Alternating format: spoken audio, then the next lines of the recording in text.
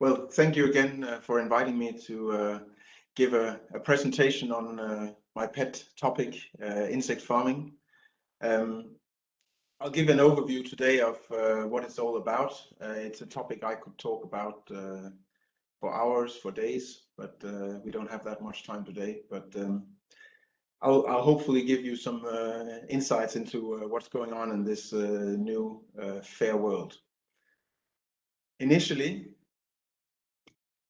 I would just like to give a little bit of background on myself, on the sector, on myself, just because it's such a new field. So how do you end up in a field like this? What kind of background does a person, or can a person have that ends up there? I want to give you some insights, as mentioned, into specifically into insect farming. It can be a little bit of a fluffy thing for many, but it is now at a level where it's quite concise. So we'll speak more of that, or you'll hear more of that. And then lastly, I'd like to give you also an overview of the market that insects feed into, and also a little bit on regulations. It will be somewhat EU heavy, but it resembles many other jurisdictions, the overall application and possibilities of producing insects and using them for different products. Good. So to start with giving a little wider introduction to myself. My name is Lars-Henrik Heckmann, or you can call me Lars, or Lars Heckmann for short. I'm a biologist by training. Finished my master's 18 years ago in the city of Aarhus in Denmark. And after that, I moved to the UK with my wife, and we both did individual PhDs in biology. That's where I met Fabienne in Norwich. And as you can see, a good network pays off in the long run.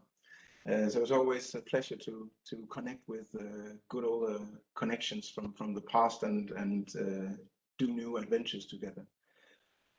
After I had finished my PhD in the UK, came back to Denmark and started working as a postdoc and then continuing my academic career in science. But around 2010, I had gotten a little bit fed up with applying for a lot of research grants all the time, so I needed to try something different. So I joined DuPont in their enzyme division and worked there for 3.5 years as a regulatory specialist. So basically making sure that the products that went to market with enzymes for feed and food and what have you, that they would fulfill the requirements from a regulatory perspective, what was legally possible. And after a while, I realized working with regulations all the time was perhaps also not where I would put my hat for the rest of my career. Because coming from science, academia, I had a lot of creative thoughts that I wanted to put into action. And that was not always possible within a fixed legal framework. So I joined a private research institute called the Danish Technological Institute. They were looking for a new colleague that could help with developing production of alternative protein sources. And I thought, that sounds interesting. So when I joined, I realized that they had a project on insect farming, using chicken manure to feed housefly larvae, and then using the larvae back to the chickens that had laid the manure. As a biologist with a strong focus on ecology and now with some business competences, I thought this was absolutely excellent. It was, however, also very, very illegal, at least from a commercial perspective. But back then in 2012, 13, 14, insects were flying under the radar and nobody really knew what was possible and what wasn't possible. But when I joined BTI, I found out that this was going to be where I wanted to continue my career.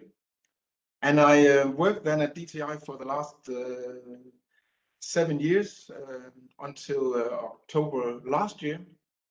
And then I was approached by one of our customers that was now ready to take insect farming really into the commercial era. Because initially in the early years of insect farming, at least in Europe, 2014 plus, until a few years back, it was very, very R&D dominated. So now I joined a company called SCOV, which is part of a bigger family-owned business belonging to the Big Dutchman Group. And there I'm heading business development, product development at SCOV, and also coordinating this effort across the group on business development. And we'll get a little bit more into our solutions there later on as an example of the technology available now for insect farming. Just a very brief, and then I'll let you off the hook hearing more about myself, but just highlighting also something for yourself to consider in your career, that not only is it good and important to have a good education and some relevant working experience, but it can also be very good to engage yourself in different working groups, task forces, committees, boards, what have you, to gain some network and also to gain some additional experience that, depending on where you want to go in your work life, can help you. And for my own sake, the most important of those in the insect sector was becoming an active part of the European Trade Association for Insect Producers, IPIFF, which is short of International Producers of Insects for Food and Feed. And until I changed my job about a year ago, I was sitting on the executive committee of IPIFF, being in charge of research activities, and have also been part of several working for task force groups working on specific topics. So just a little bit of background on me, and maybe giving you some ideas of if you should be interested in joining insects, this might be one route, but there are many ways to become involved in insect farming, because there are many competences that are needed out there in order to collectively, like in nature, a diversity of different people with different backgrounds. That is what makes a robust and strong solution in the end. So let's take it to the insect sector. I normally start by highlighting what are the challenges of the insect sector, and they are still very much the same as they have been for the last 5 years. I have at least not felt it necessary personally to change what I believe are the top 3 challenges of the sector. First of all, upscaling to meet market needs. It's a very important challenge. We'll get back to where insect production is presently regarding volumes and where they see themselves going within the next decade. But if you don't have considerable product, then you will not be able to, or then you will not be relevant for your customers. And here we are talking easily that you need to be able to produce at least a few thousand tons of larvae per year, at least as a producer, to be relevant. Otherwise, your customers will not be able to implement your product or your, for them, ingredient or raw material into their product, and also knowing that there is some kind of supply security. And this is really an effort where I currently feel that in the job that I'm holding with SCOV and Big Dutchman Group, that this is where we particularly are helping out with working on this challenge. The second challenge I listed here is regulatory. Insects in most jurisdictions, is a new player in the agricultural sector. Most people are used to poultry and pigs and agriculture and what have you. But when you bring a new animal, a new group of animal like insects into the equation, there is no real framework for fitting in the insects. So there are a lot of regulations in place, and I know particularly from Europe, that has been built to meet the demands and be relevant to production of poultry and pigs, for instance. So there is a lot of work ongoing on making it even more feasible to farm insects and to use those products. We'll also get a little bit more into that, because insects are just alien are still alien in this context. I mentioned before I had some years with DuPont in the enzyme sector, and when I was part of that sector, it was already 20, 30 years track record in Europe. Still the authorities, EU Commission, what have you, had a hard time to understand what an enzyme really is, and how to regulate it. So today, and still, enzymes, even though it's a biological compound, is considered a chemical and is regulated under chemical legislation. For insects are maybe a little bit more easy to comprehend, because enzymes are very abstract.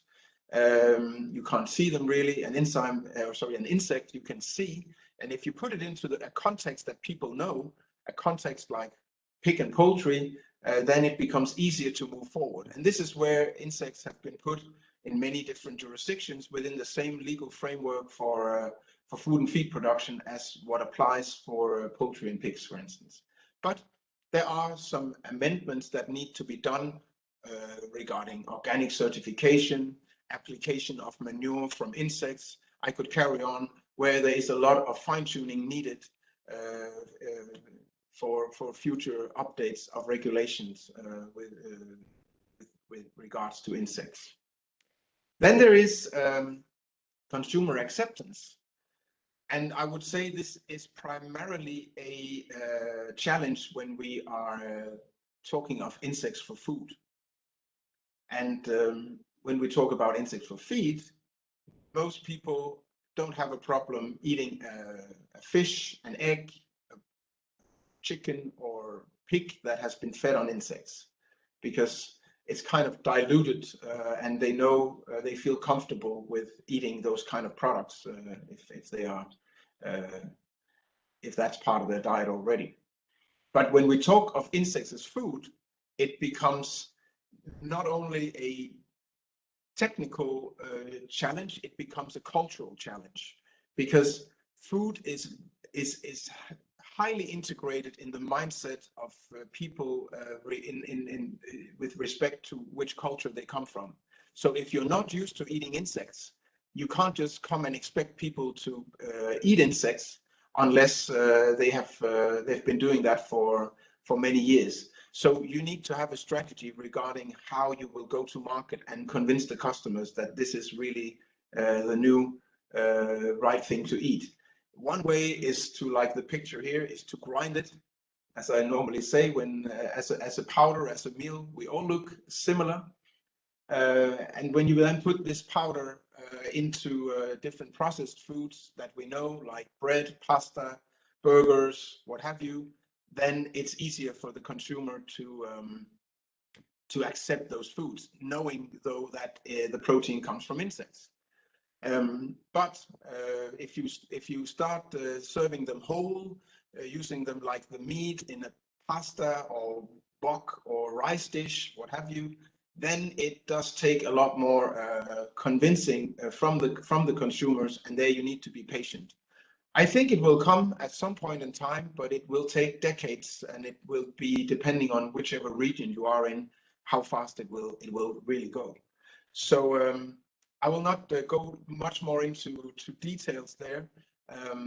I can recommend you listening to a TEDx talk I gave a few years back, where there's a little bit more on this topic.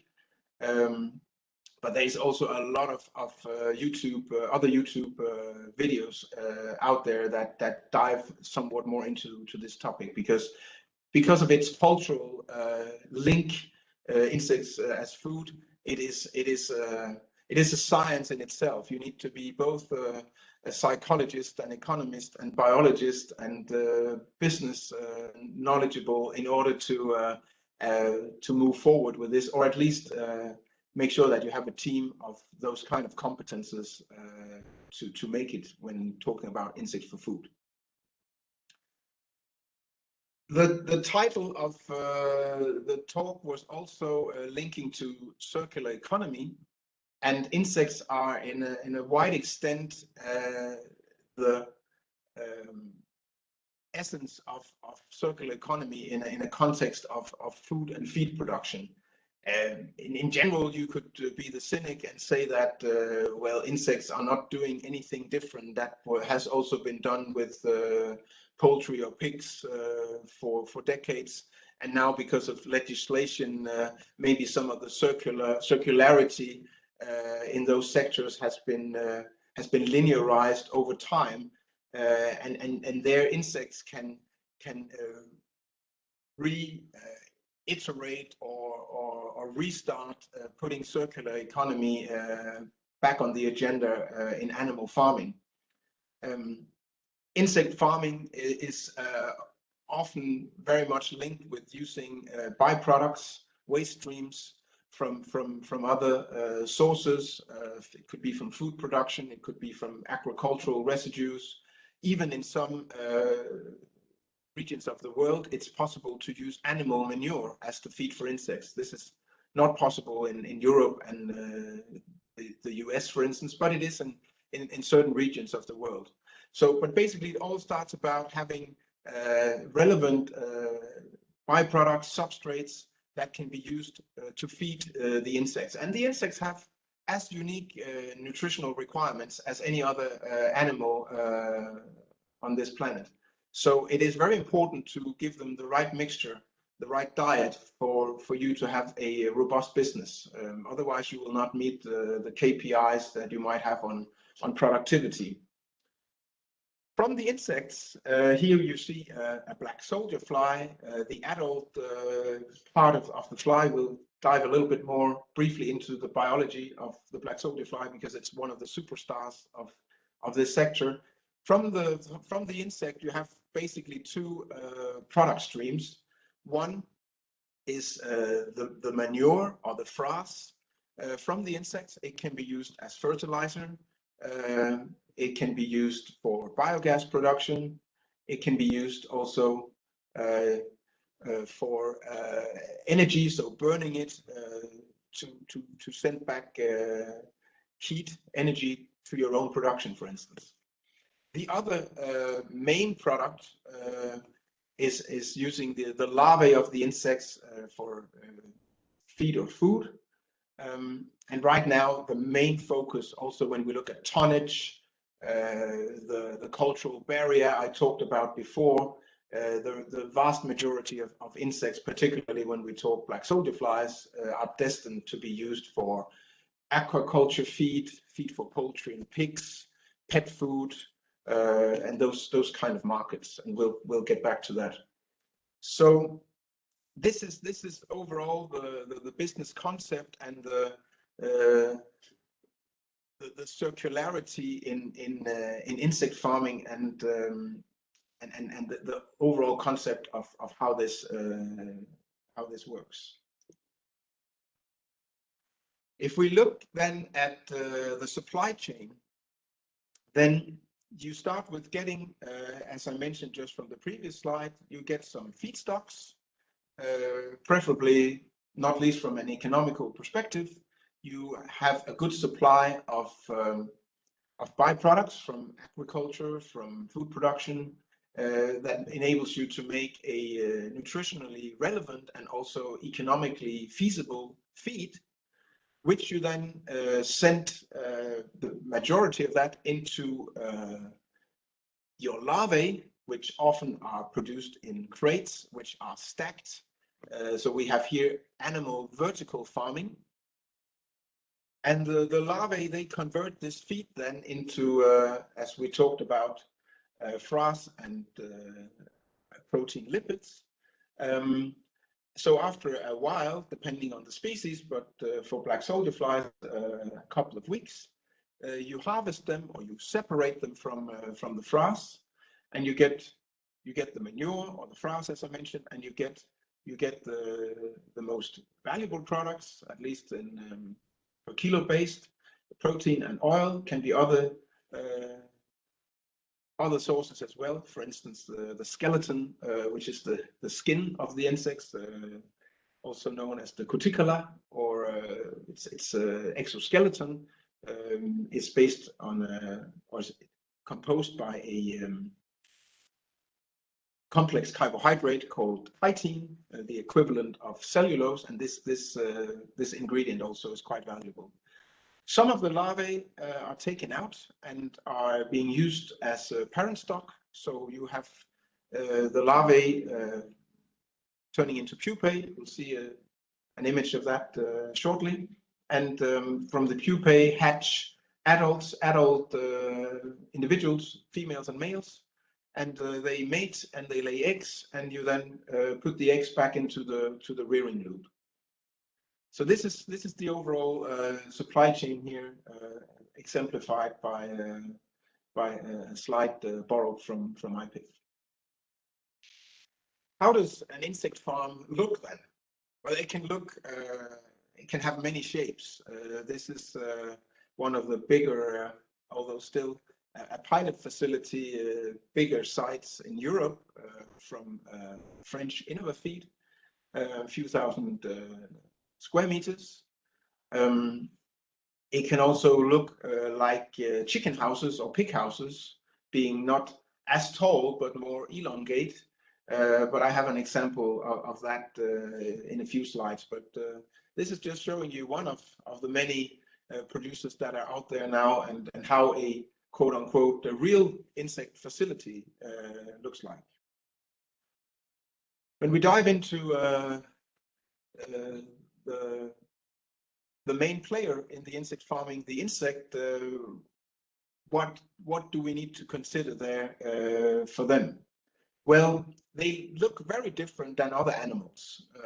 With a pig, the piglet looks exactly the same as the grown pig, from its in the fetus, or as a fetus, until it comes out. With chicken, we have eggs from which the chicks hatch. And here we start to something that maybe reminds a little bit like insects, because it starts with the adult flies, as just explained.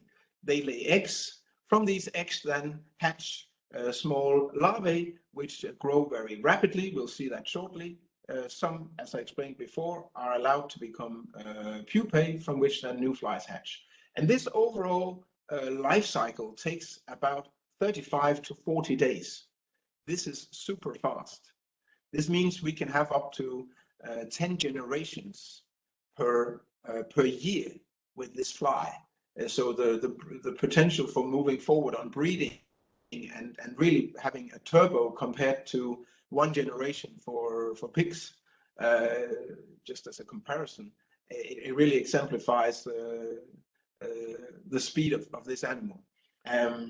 It's basically split into two parts: the breeding part, and different sections with the larvae, whether they are going to become pupae or whether they are going to become product. They have different diet. They get different diets and different climate profiles regarding which destiny they are on. This is just one slide to show you how fast they grow. This is not a excuse the comparison. This is not a corona curve, but it's almost as fast moving. This is a black soldier fly larvae growth curve. In the nursery section, which is about a week, the larvae grow 200-fold.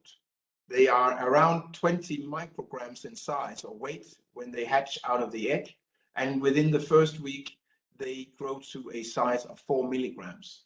Micrograms and milligrams, it doesn't sound of much, but as it says here, and it's the truth, it's really a factor of 200 growth increase within this very, very short time.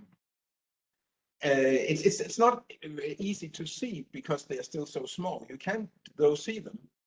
But when they are taking them from the nursery sections into the growth sections, where we consider them as seed larvae when they are put into the growth crates, and then they become growth larvae, that is the terminology that many use, then they are growing another 50-fold.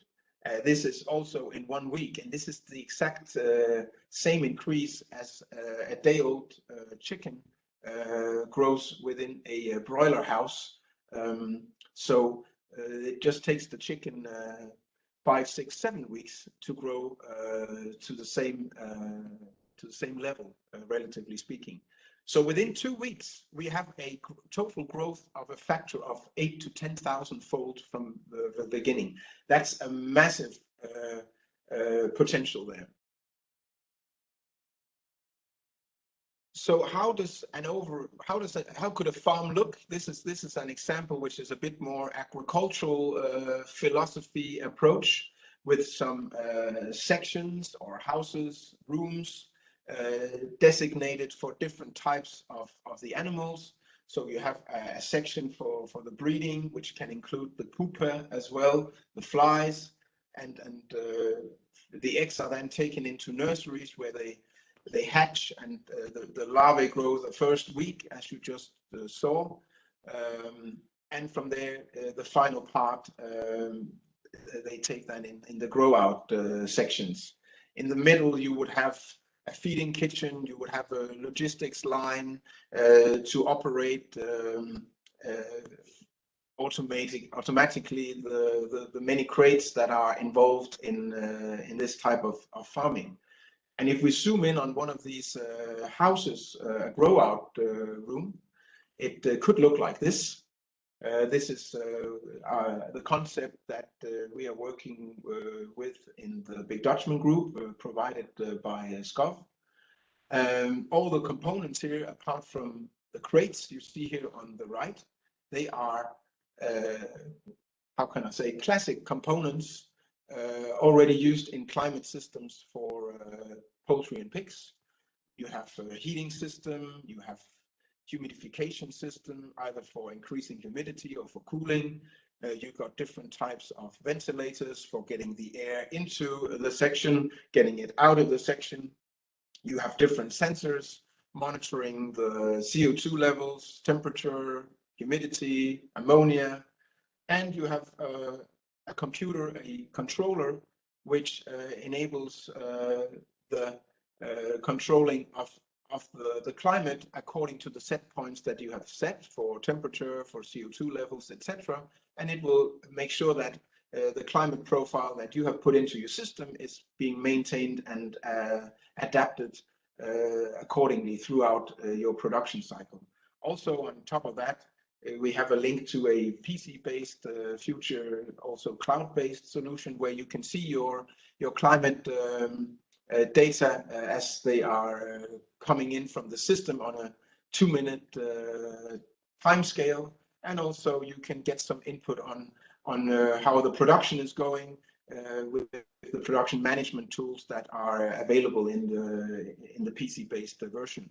So this is apart from the controller, which we at SCOV have designed to fit insect farming uniquely.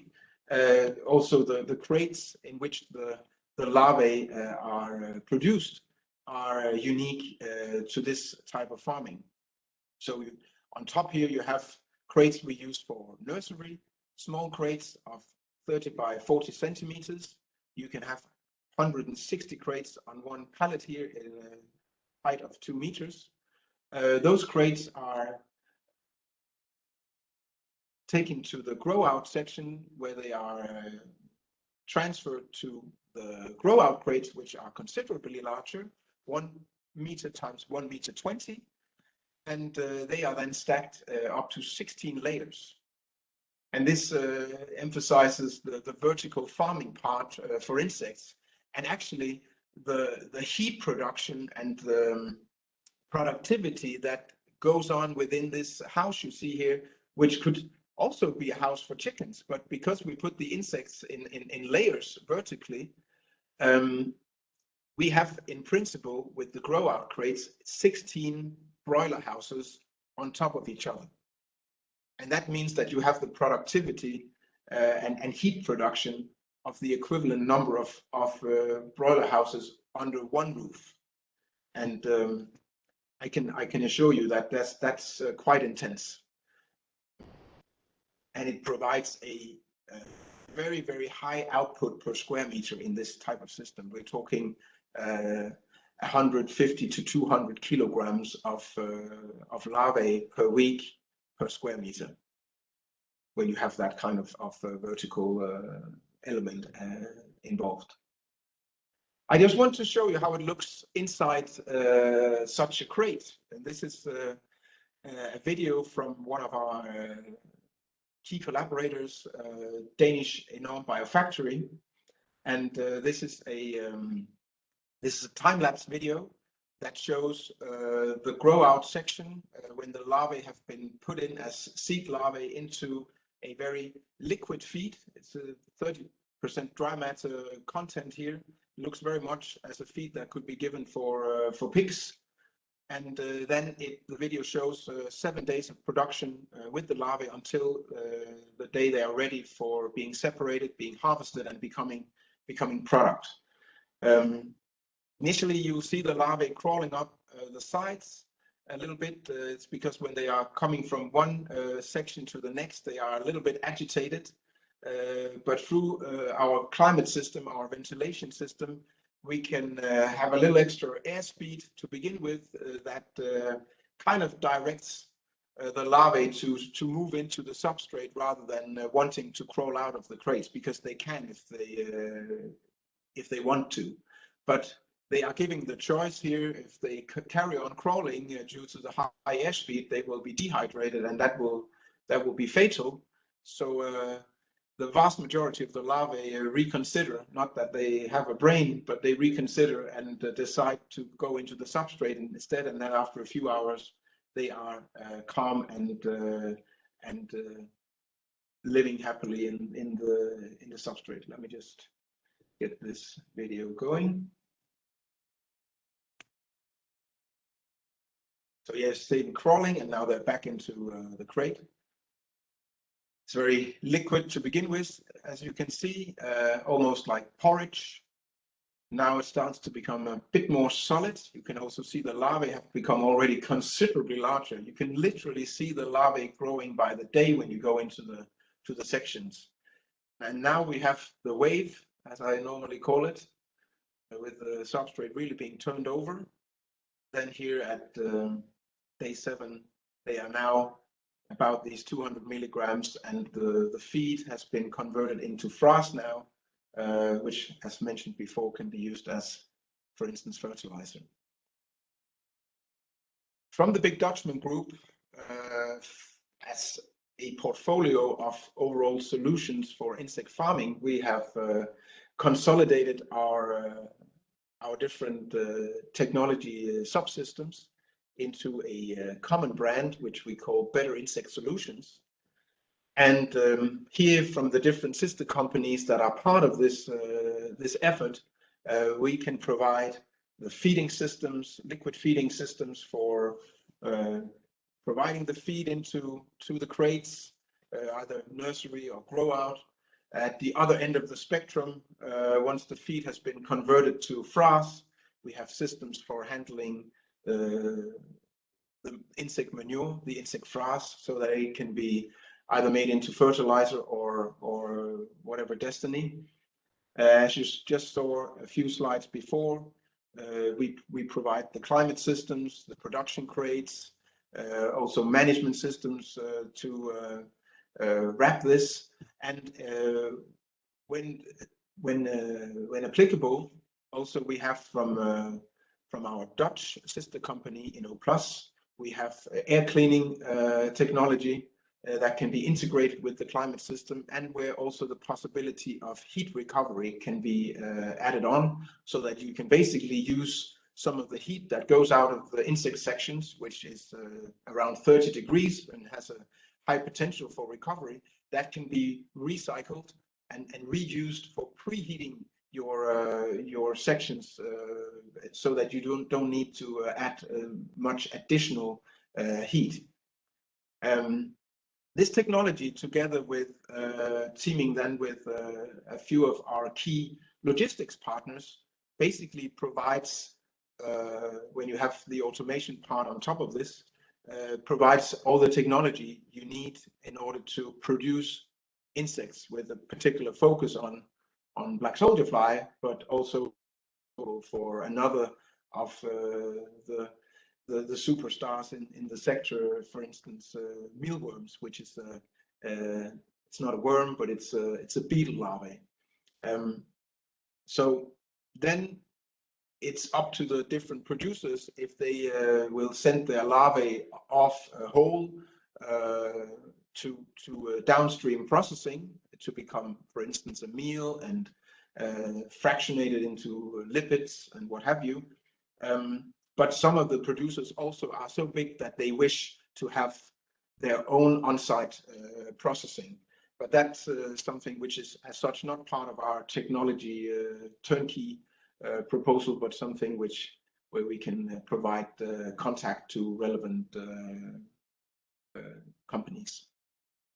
So that was a lot on insect farming. I'll just use the last 10 minutes to give you an overview of the market, so we also have some time for questions. Overall, one slide on regulatory with, how can I say, the origin from an EU context. And here you see what is possible to use for insects, and what is currently not possible. This is something that in Europe, the before mentioned trade association IPIFF work a lot on, trying to make it possible to use more of the currently illegal substrates for insect farming. The reason that they are illegal to use for insects right now, it's not that it's as such not possible or even safe. It's just because, as I mentioned before, the regulatory framework within which insects have been put has been built for pigs and poultry. So they are considered now in the EU as farmed animals. At least 7 species of insects are. There are 1 million species of insects on the planet. It's the most species, it's the most biodiverse group of insects in the animal kingdom. And obviously not all 1 million species, and there are more which we don't know, are usable or applicable for insect farming. They're just too complex to be domesticated. So we are talking basically 10, 15 species of insects which currently are possible to use in insect farming. And in the EU, of those applicants or eligible insects, 7 are defined as farmed animals. So this also means that you can only use feedstocks that are applicable also for other farmed animals. But IPIFF, like in other regions, other trade associations are working on other substrates to become available. For instance, former foodstuffs that include meat and fish, for instance, post-consumer food waste from supermarkets is one of those that are really high on the agenda, and which might likely become a possibility to use within a foreseeable future. On the other side, there is what can the insects then be used for?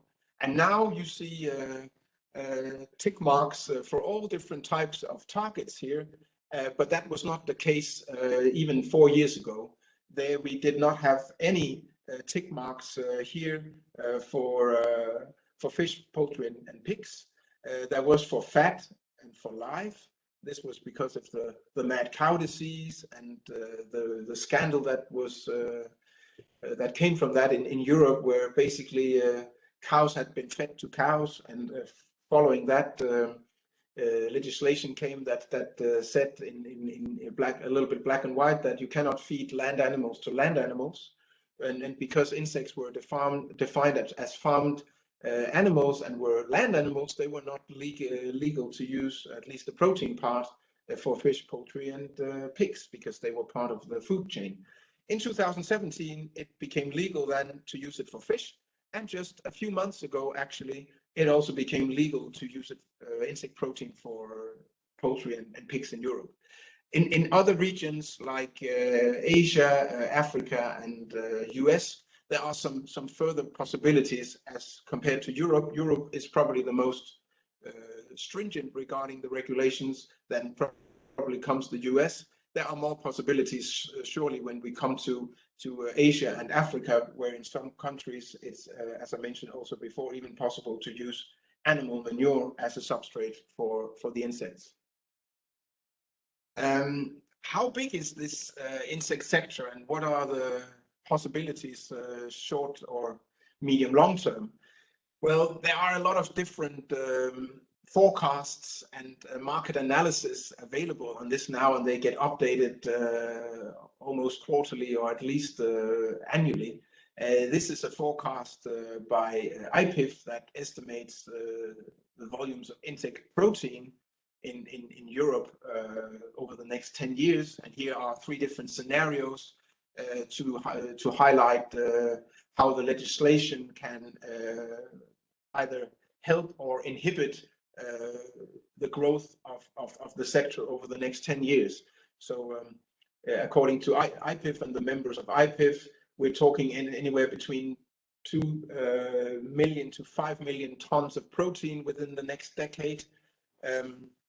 Also, it's very important to, when we say protein, it's not the same as saying a production of larvae. It's then, of course, the protein fraction of the larvae. So 5 million tons of insect protein, that is a lot more. That is like 7-10 times more of fresh weight larvae. So this is what the European sector are forecasting. A little bit more conservative here from Rabobank is a recent analysis where they are saying it will be about 500,000 tons of protein, so 2, 3, 4-fold less than the most or the worst case scenario by IPIFF. This is only looking at the usage of the protein. What they have done, they've put in some different estimated prices here per metric ton, that initially there will be a relative high price, which can be all up to 5,500 euros per metric ton.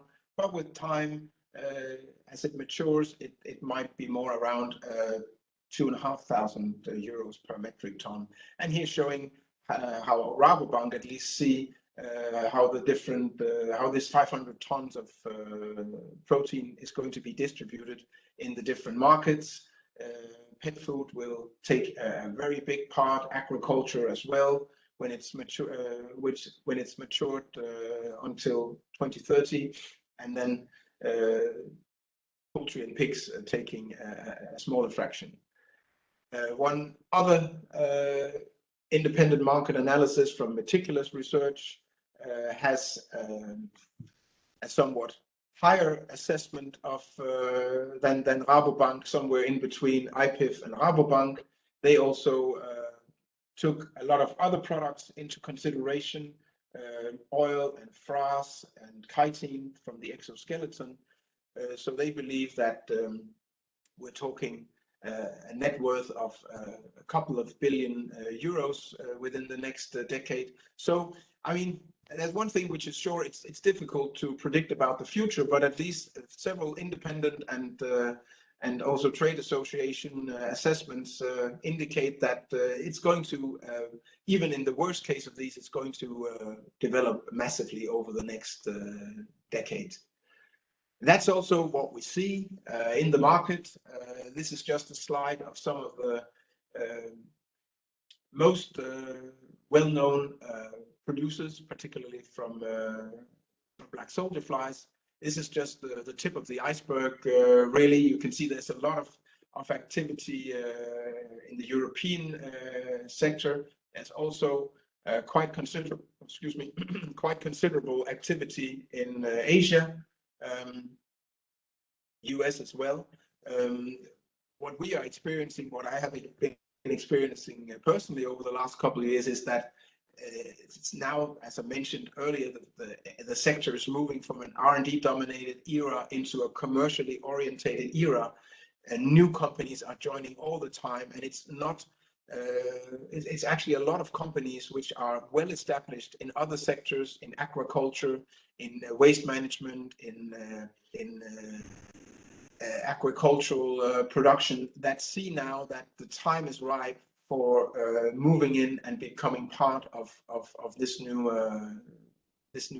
agricultural subsector, insect farming.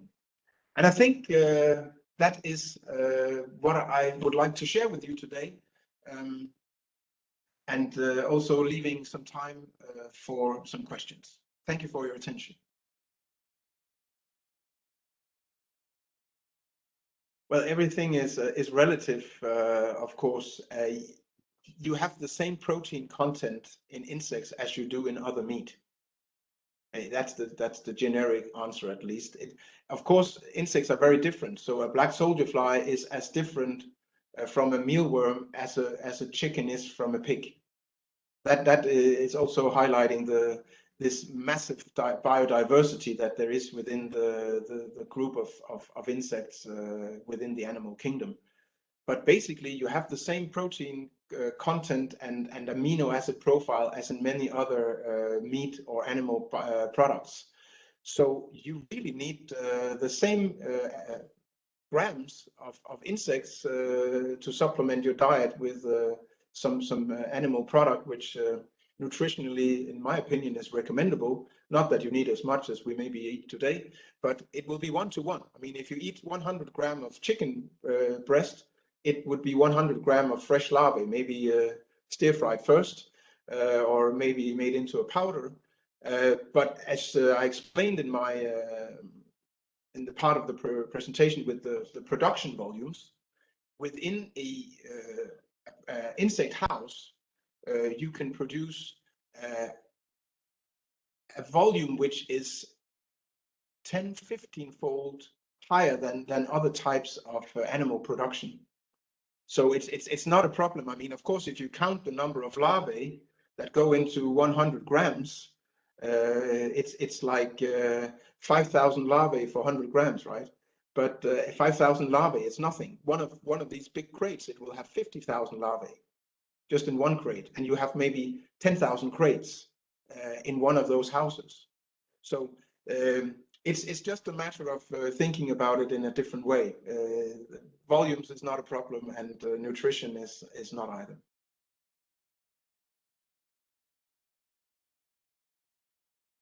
Yeah, that's a very interesting question. Thank you for that, Masao. Well, first of all, I'd like to say that countries where there is a culture for eating insects are my favorite countries. And I know also that there's a giant wasp in Japan that is tradition to eat after it's been lying in alcohol. This is always exciting to hear about food culture with insects.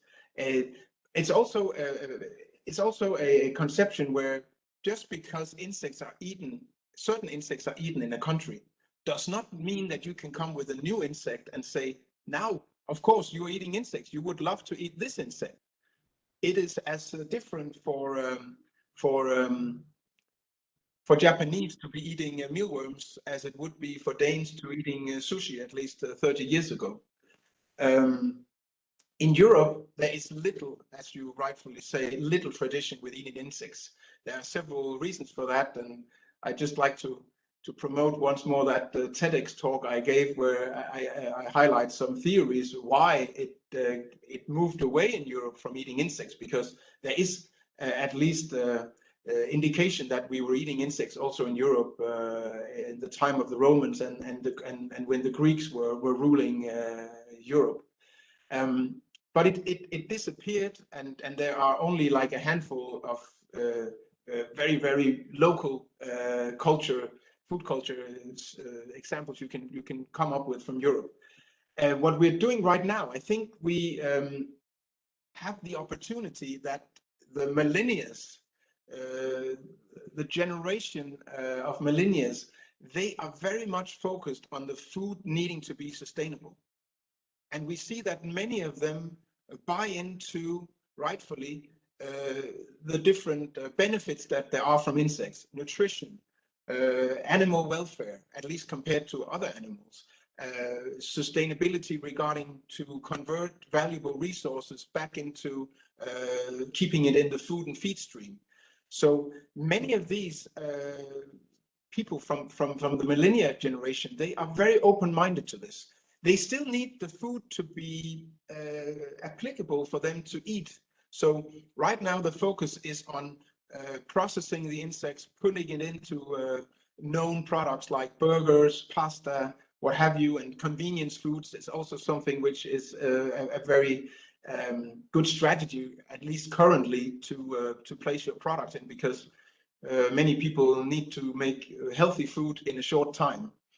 But I think, and I've had some very interesting conversations with sociologists and philosophers, particularly sociologists, when I was running some large R&D projects a few years back when I was in my previous job with DTI, where this one sociologist, Jonas House, he said, well, it's all good with this, I call it myself, the stealth approach. We put the insects under your psychological radar. You know it's in there, but we can. You are accepting to take it in when you don't see the insect as a whole.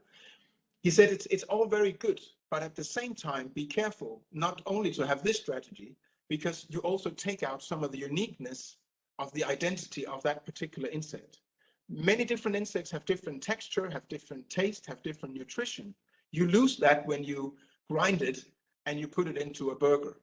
So I think it's important, and this is also something which is coming up, that the different leading chefs, restaurants, that they start cooking food with insects and start this more long-term approach with making it normal. Just like, I mean, sushi came to Denmark in the mid 80s. You could not buy it in the supermarkets. It was only special restaurants that served sushi. Now, 20 years later, 10 years ago, it started to become normal to buy in the supermarkets. It's the same transition we need to have with the insects. We need some chefs to show this is cool, this tastes good, and it's sustainable at the same time. What's not to like? But we need also to be patient that it will take time. I do think, though, that it will take less than 20 years, and we are already. I've been how can I say, waving the flag for that already for 8 years in Denmark, and I can see that there has been some change in mindset. But it's just like a super tanker; it takes time to turn or to break. Yeah.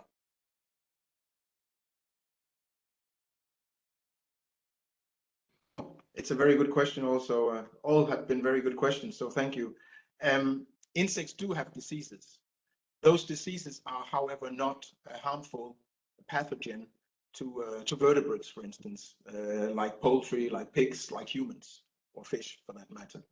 But we can make the insects ill. So if you get a disease into your production with the intensity of larvae being in there, surely that can be a huge problem. Black soldier flies, however, they are very resilient from nature. They are living a little bit like an earthworm in nature, at least the larvae. They are converting decaying organic matter, living like in a compost heap, and through many million years of evolution, they have actually developed to make use of the different microbes that are in the soil, in the organic matter, that it's basically part of their nitrogen or protein source. So it's also one of the reasons why it's very interesting that particularly black soldier flies, they will biosanitize. If you give them manure, pig slurry, for instance, chicken manure, they will change the microbial community from maybe having E. coli or Campylobacter, Salmonella, depending on which type of manure, converting that to become a black soldier fly enriched microbiota. And those for human and animals pathogen microbes, they will be eradicated, or at least down to a level where they are not harmful anymore.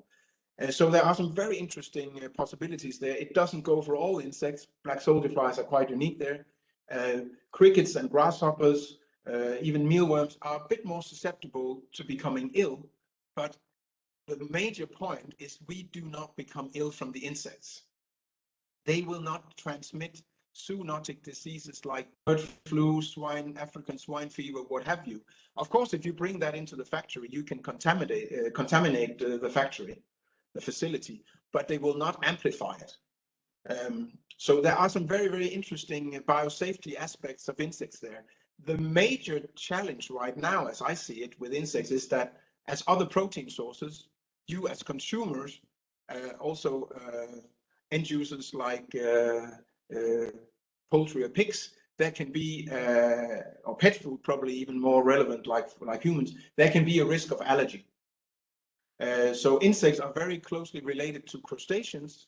So if you are allergic to shellfish, to shrimp, then there's a high chance that you're also allergic to insects, because the tropomyosin, which is a special muscle protein in the shrimp, it looks almost identical in the insects. So and that's what people are normally allergic to when you're allergic to shrimp. Also, if it's a little funky one, if you're allergic to house dust mites, it's part of the arachnid group, the spiders, the mites. They are also, together with the crustaceans and the insects, very closely related from an evolutionary perspective. So if you're allergic to house dust mites, you can actually also have a cross allergy to insects. That is one of the main things to be concerned about right now. But of course, we are learning every day here. So there might be some risks that nobody had seen coming yet. But most people, when it comes to diseases, are very, very optimistic regarding the insects in that regard.